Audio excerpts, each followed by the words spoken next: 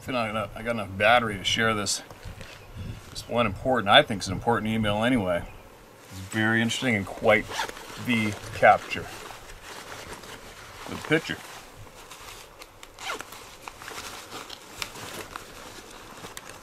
It's from British Columbia.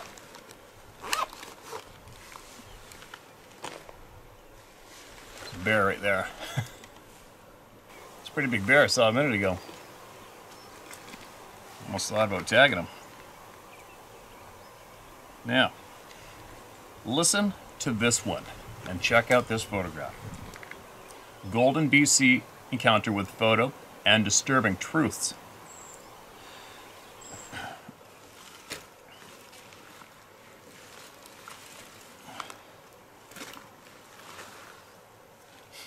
Considering that I obtained permission to share this account and the accompanying photo over a month ago, but couldn't find the time to type it out, I feel obligated to sincerely thank you, Steve, for all the time and work it must take to do what you're doing.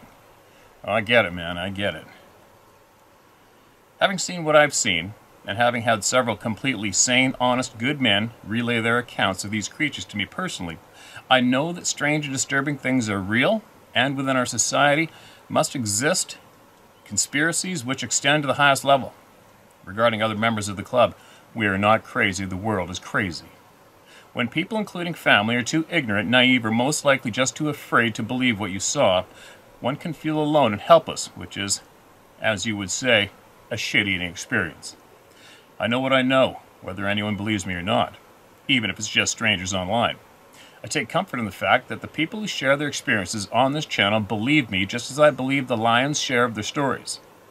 I don't know if you remember recounting an experience that I sent in called "We Signaled It In, Bad Idea." In my account, you read my name is Jorson Kashuba from Drumheller, Alberta, and I flashed my flashlight at some sort of a UFO. Then suddenly my friend and I were underneath an incredibly bright light, and at the same time we heard a terrifying multiple octave scream/howl come from the woods. In the same email, I made mention that I have had several terrifying experiences, and as I was not afraid to tell people, and that's why other friends of mine told me about their Sasquatch encounters, but I needed permission to share what they told me. You said, tell them about the channel. And so I talked to a few friends and got the go-ahead to share this and a few other things from others, which I will send you another time. Sometime, when I really have time, I will write out some more of my stories, some which are disturbing, and explain some of my theory what all this means. But in the meantime, Dale is a professional photographer from Drumheller. He specializes in nature photos of the Albertan Badlands, Canadian Rockies, and the Northern Lights. He is talented. His photos are in calendars and sold to various parties for advertising and whatnot, and he has a studio in town where he sells prints, mostly during the tourist season. He used a technique sometimes called time exposure, wherein the lens is left open for 8 to 10 seconds to allow more light to register on the image. This is how he gets the northern lights to appear so vividly, and how the Hubble telescope was able to take the deep field experiment. Imagine wherein the darkest space in the night sky revealed hundreds of distant galaxies. This comes into play later in the story. Dale knew of an area outside of Golden, BC, where, if he hiked over the mountain where he parked, there was a valley full of old-growth Douglas fir and hemlock that had never been logged, and fast-moving mountain stream which could surely be followed up the mountain to a waterfall which had probably never been properly photographed before. Dale and his wife set out on a summer morning in 2013 or 14 on a 14-kilometer hike, the plan being to arrive at the far side of this valley, where are the headwaters of the stream, were located, and set up camp there. It took them until late afternoon to go over the first mountain down to the other side, and about halfway up the far side of this valley, when they began to notice something, or more accurately, multiple things pacing them in the deep woods, making noises, tree knocks, and whoops. Dale had never looked into this topic particularly, and had no idea of what other people had been experiencing, but he and his wife figured out quickly what was going on, taking into account how remote they were in the British Columbia old-growth forest. They could hear heavy footfalls of the creatures just outside of sight, and sometimes even catch glimpses of reddish-brown fur as they darted from tree to tree, just out of sight in the dark timber. pouring rain coming. I gotta cover this camera.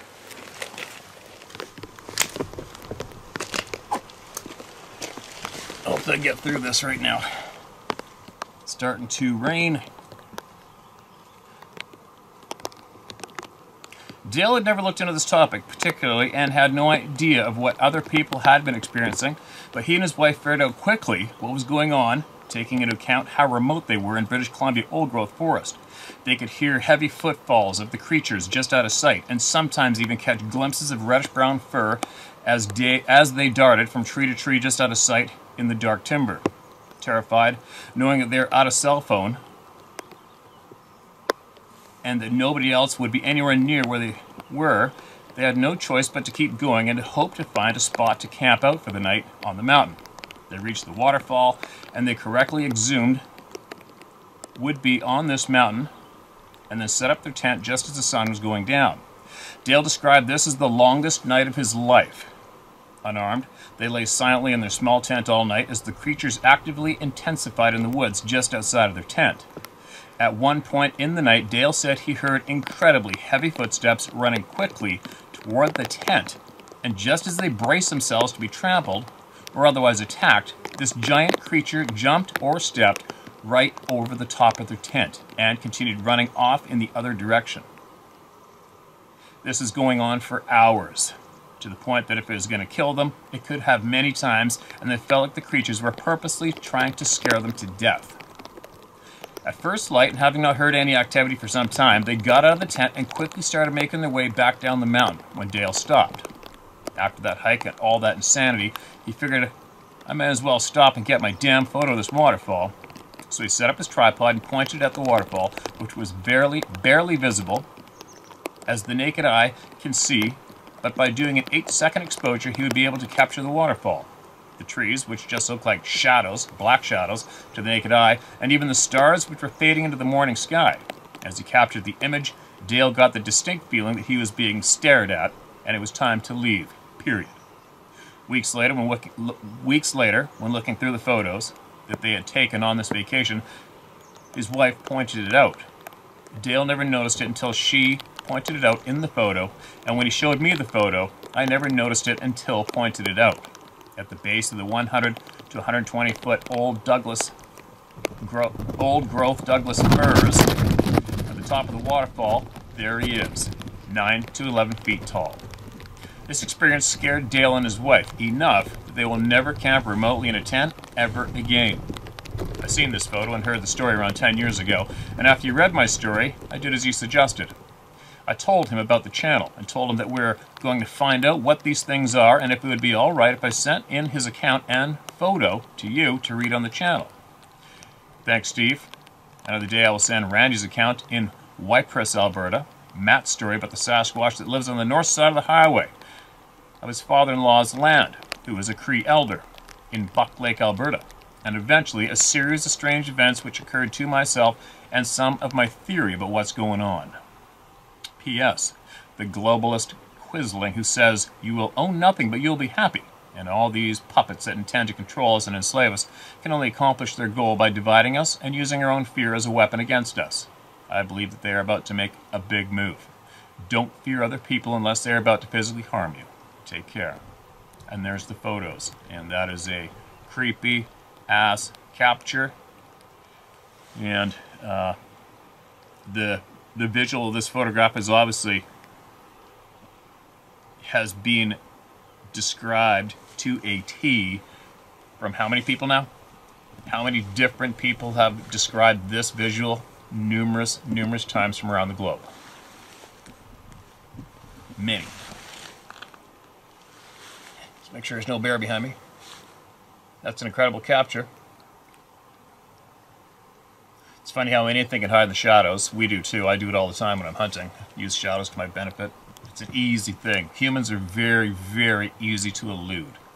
Very easy. Out here in the real world.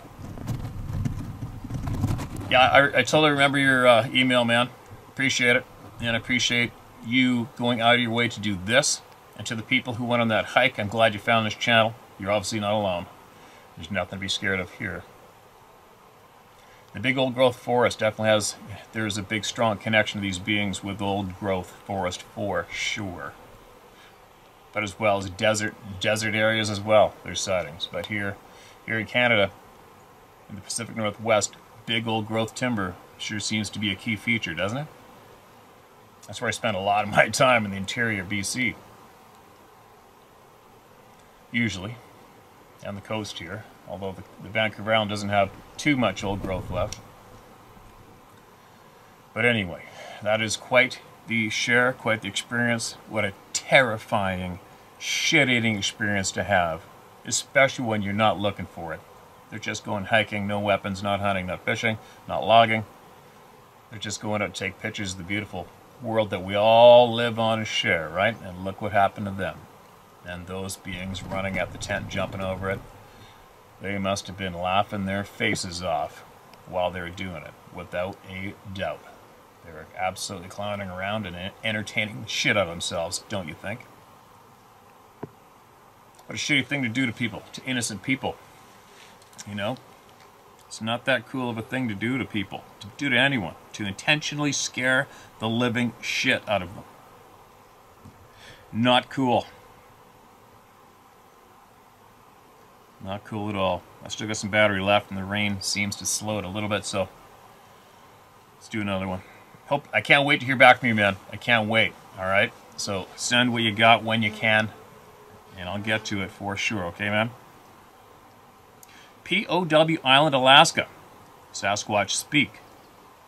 Hi, Steve. This is my second email. First was my experience in Wisconsin with the night turning to daylight and having missing time. I remember that. That's creepier than shit. This email is strictly Bigfoot related, and you can use my name. I thought I would include this short video clip just for its audio of what I heard. You may play it as well, if it sends. If not, I'll have to change it to a smaller format. A little about me: I'm 56 years old, an avid hunter and fisherman, certified all-around butcher, and also certified for wildlife and forestry management.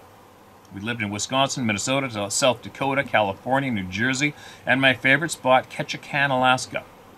Alaska's one of my favorite places as well. I've had multiple experiences out in the woods. I'm not saying that all these were Bigfoot, but I feel that they are.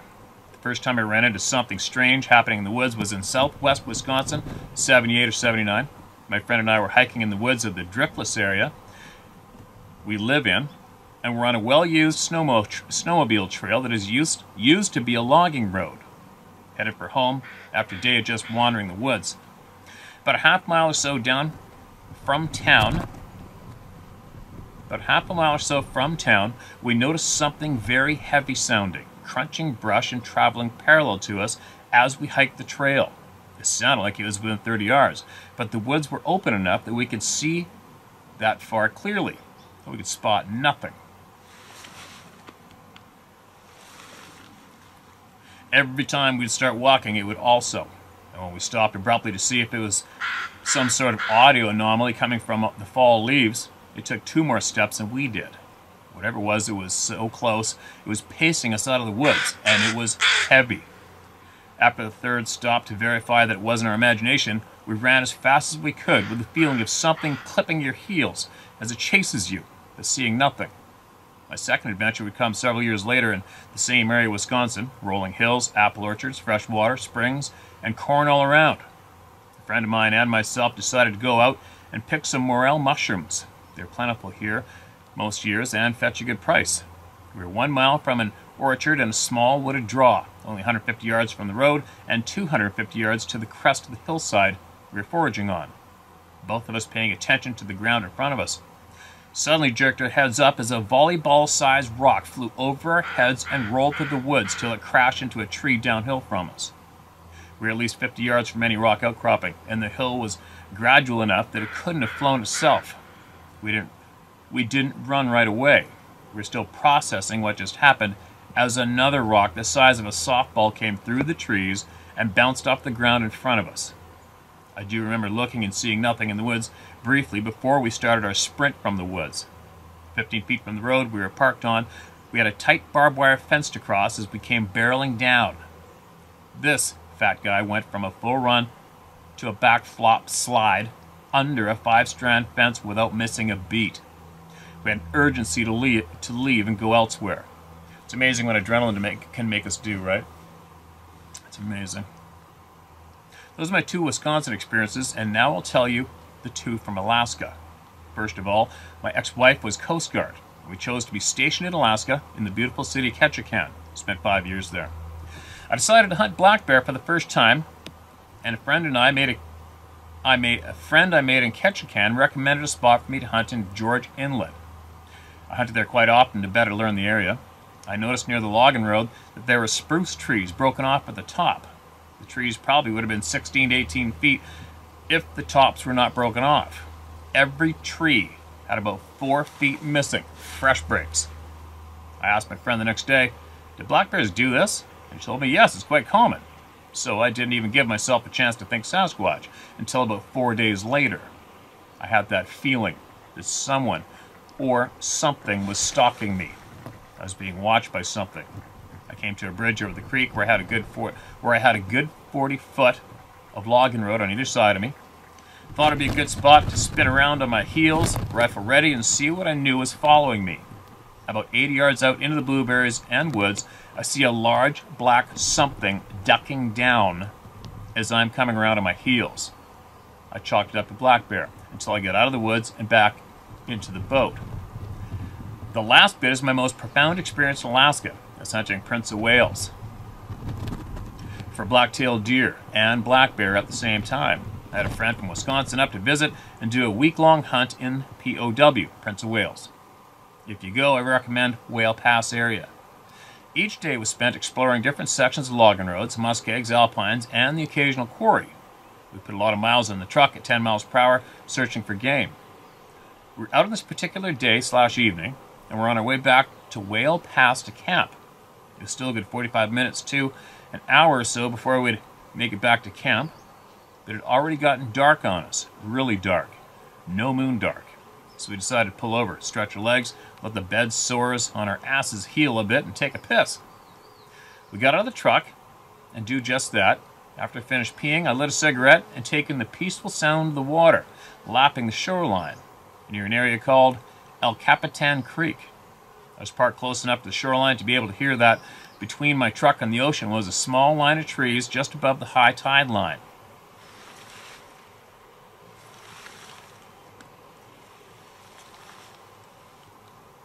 Out of the darkness, I estimate 25 to 30 yards at most to my left, I hear a Sasquatch speak. Then about the same distance from me off to my right, I reply in Bigfoot speak. Then about the same distance from me off to my right, I reply in Bigfoot speak. The conversation went on for multiple replies. Meanwhile, my mind is thinking, seal, bear, wolverine, marten? No. I got a chill up my back, and brother, it was time to go. We headed back to camp, speechless all the way. This is the language they have, clearly conversation, just as any other human may have in another foreign language. Only it seems to be mixed with high and low squeals and guttural grunts. I did the best I could to imitate on the video clip of what I heard, and as you say, Steve, I know what it was, even though I've never seen one. Thanks for bringing out the truth. Thanks for bringing out the truth and for your persistence thereof. Jim Holler. P.S. Video attached. Okay, I don't have it in my notes. I will have to dig back and find it. And if I screw up, because I won't be home for 4 days, and I post this video without it, it's an accident, and I will post it on the following video. Okay? Thanks for your time, man. Appreciate it. Alaska's a beautiful place, and it as well has shit piles of experiences there.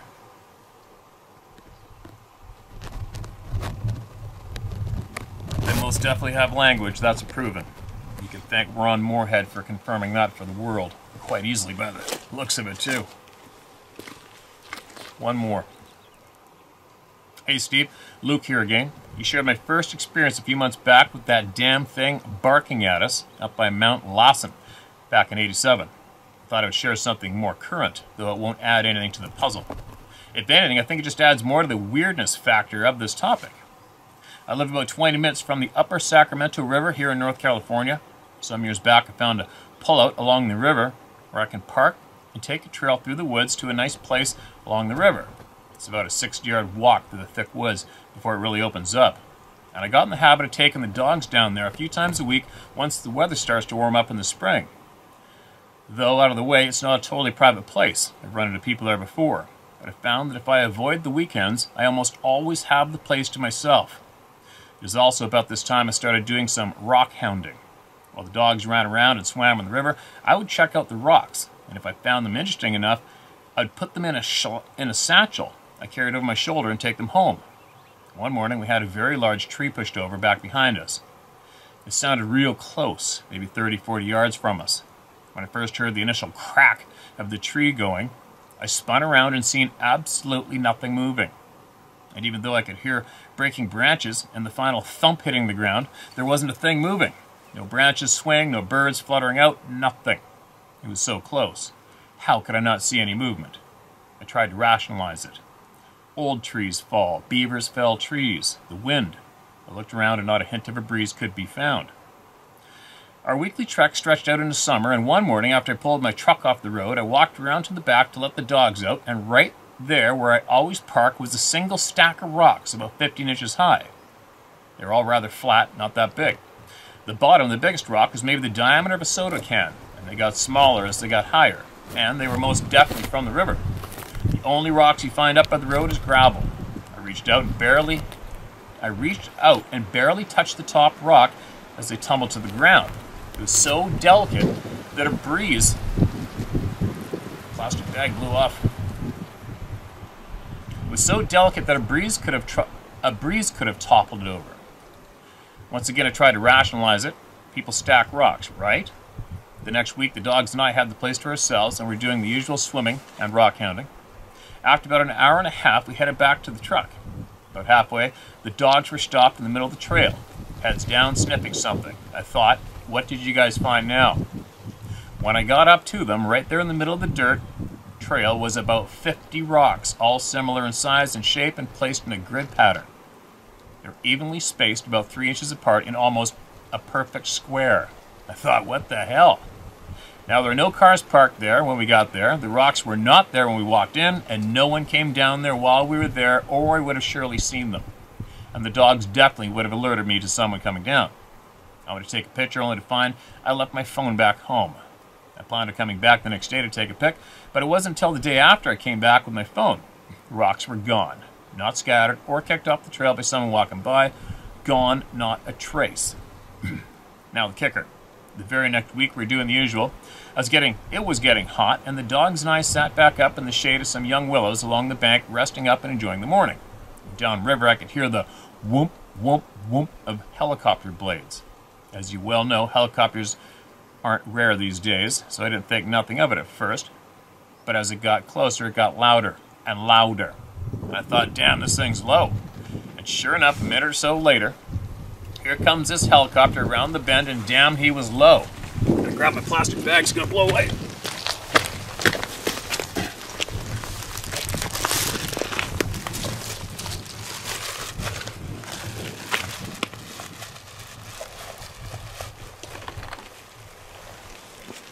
There's another bear coming out over there.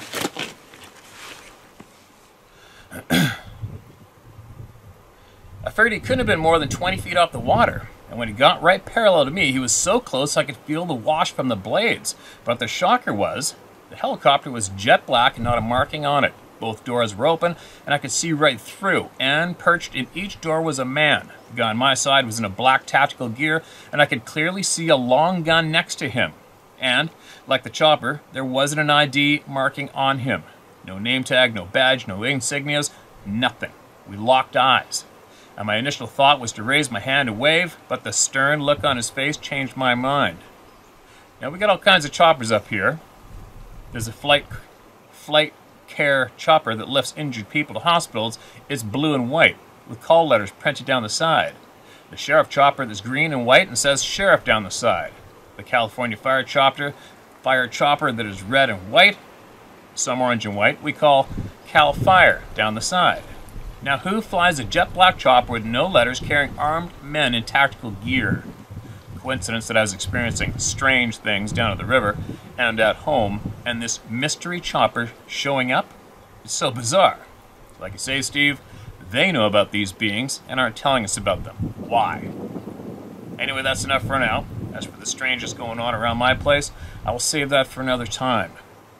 Be well, be safe. All the best to you and the family, Luke. Appreciate it, Luke. And I'm sure you know by now, if you've been looking into this topic yourself, people's experiences and accounts, there's no shortage of strange helicopters showing up on site where a lot of the stuff's going on. There just isn't. Do I know why? Why do they not tell? Why do they not share? Why do they not warn us? Why? Haven't a clue. Well, I've got a couple theories of my own. I've got it narrowed down to two, obviously. One is possibly that there are some beings out there that are absolutely dark and evil and have no good intent on humans. And the other solid reason I am convinced of is because if we find out the truth of these beings, we will find out the truth of us, and then the people who control us right now are in for a big shit show. That's what I think so far. But anyway,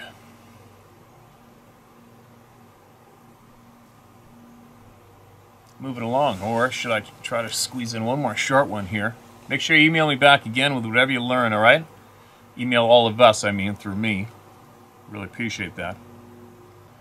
Okay, where's a short one? Here's a real short one. Coincidence there. Mark this as read. It's titled Traumatic Encounter. I just found your channel. Thank you so much for listening to us. I had a horrific Sasquatch encounter last fall while elk hunting. I truly believe it was luring me into an ambush. My years of constant firearms training and hunting are the only thing that got it thinking twice at the culmination of the whole event. It ended with it getting extremely pissed off and letting me know to bugger off, and I did post haste. It severely impacted me with nightmares, increased drinking, etc. I, once again, appreciate people like you listening. Keep it up. Daniel J. Rogers. Daniel, share up what happened when you get a chance, man. We want to hear about it. Is that a helicopter behind me? Hello?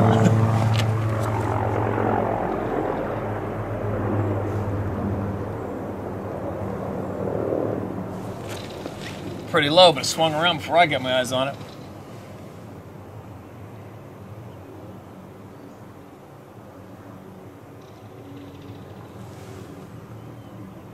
Alright, tide's going out. Boat's out of sight around the bend. I better get back to it, make sure nothing's playing with it with the claws. That kind of sucks because I'm on an island right now. Get a little bit of a soggy trek back.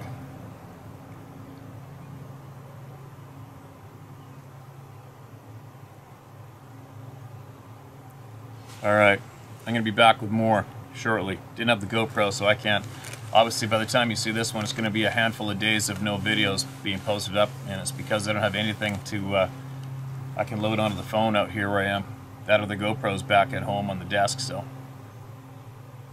I'll get these shares out to you guys. We'll get all of them read and heard and shared no matter what. Onward we go.